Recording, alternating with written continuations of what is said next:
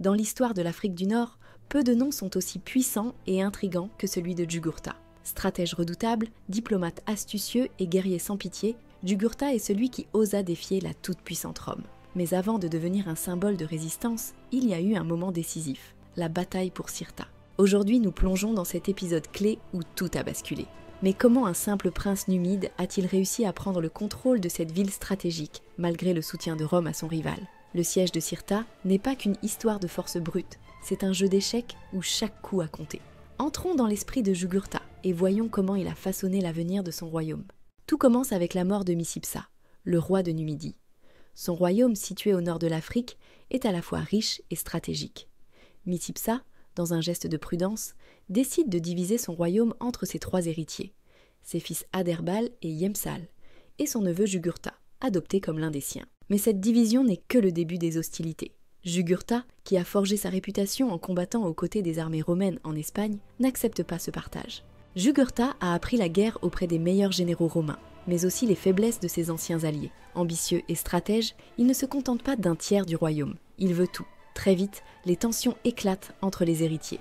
Jugurtha, impatient de s'imposer, fait assassiner Yemsal, le plus jeune des 3. Aderbal, quant à lui, fuit vers Cirta, sa capitale, espérant que les murailles de la ville et l'aide de Rome suffiront à le protéger. Aderbal, désespéré, envoie des ambassadeurs à Rome pour solliciter leur soutien. Rome, soucieuse de maintenir son influence sur la Numidie, hésite d'abord à intervenir directement. Mais la réputation de Jugurtha, couplée à ses manœuvres de corruption au sein du Sénat romain, complique les décisions.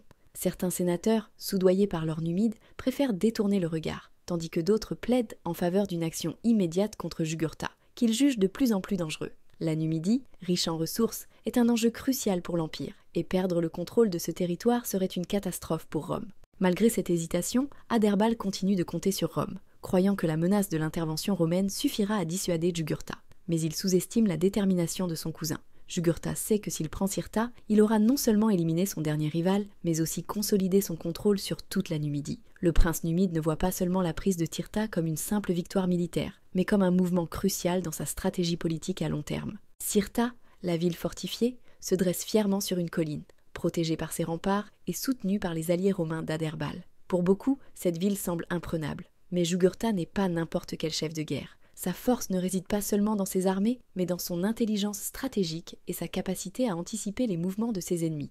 Au lieu de lancer un assaut frontal, Jugurtha opte pour une tactique bien plus subtile. Il encercle la ville et coupe tous ses approvisionnements. La famine devient son arme principale. Il sait que même les meilleures fortifications ne peuvent protéger une ville lorsque ses habitants sont affamés et désespérés. Le siège dure des mois, et chaque jour, la pression sur Cirta s'intensifie. Les vivres se raréfient, l'eau vient à manquer, et l'espoir de voir arriver une armée romaine pour les secourir diminue.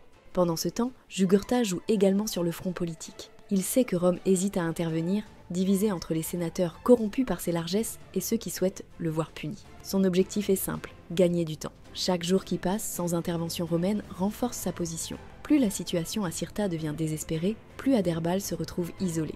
Mais ce siège, aussi astucieux soit-il, ne peut durer éternellement. Jugurtha décide alors de porter le coup final. Pendant la nuit, alors que les défenseurs sont épuisés et démoralisés, il lance son attaque. Ses soldats, entraînés et disciplinés, escaladent les murs de Cirta sous le couvert de l'obscurité. Une fois à l'intérieur, ils ouvrent les portes pour permettre à l'armée principale de pénétrer dans la ville. La bataille qui s'ensuit est brève, mais violente. Les soldats d'Aderbal, affamés et affaiblis, ne peuvent offrir qu'une résistance symbolique. Aderbal, conscient de sa défaite imminente, tente une dernière fois de parlementer, espérant que sa reddition épargnera sa vie. Mais Jugurtha, qui n'a jamais eu l'intention de le laisser vivre, le fait capturer et exécuter sans hésitation. Cirta, la forteresse imprenable, est tombée. Jugurtha vient de remporter une victoire éclatante, non seulement contre son rival, mais aussi contre l'influence romaine en Numidie. La victoire de Jugurtha à Cirta est plus qu'un succès militaire. Elle marque un tournant politique majeur dans son conflit avec Rome. Jusqu'à présent, Rome avait hésité à intervenir directement, préférant une diplomatie prudente. Mais avec la mort d'Aderbal et la prise de Cirta, Jugurtha vient de franchir une ligne rouge. L'exécution d'un protégé de Rome ne peut rester impunie.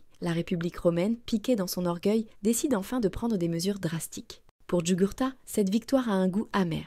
Il a certes réussi à unifier la Numidie sous son contrôle, mais il a également provoqué la colère de l'une des plus grandes puissances du monde antique. Les sénateurs romains, autrefois divisés, se rallient désormais autour d'une décision unanime. Jugurtha doit être arrêté. Ce prince rebelle qui a osé défier l'autorité romaine devient désormais l'ennemi numéro 1. Mais Jugurtha n'est pas dupe. Il sait que Rome n'abandonnera pas facilement et qu'il devra user de toute son intelligence pour résister. La guerre qui s'ensuit sera longue et épuisante, marquée par des trahisons, des embuscades et des batailles acharnées. Pour l'instant, cependant, Jugurtha savoure sa victoire à Cirta. Il a prouvé à ses ennemis et à son peuple qu'il est un chef digne de régner sur la Numidie. La bataille de Cirta fut un moment décisif dans la vie de Jugurtha.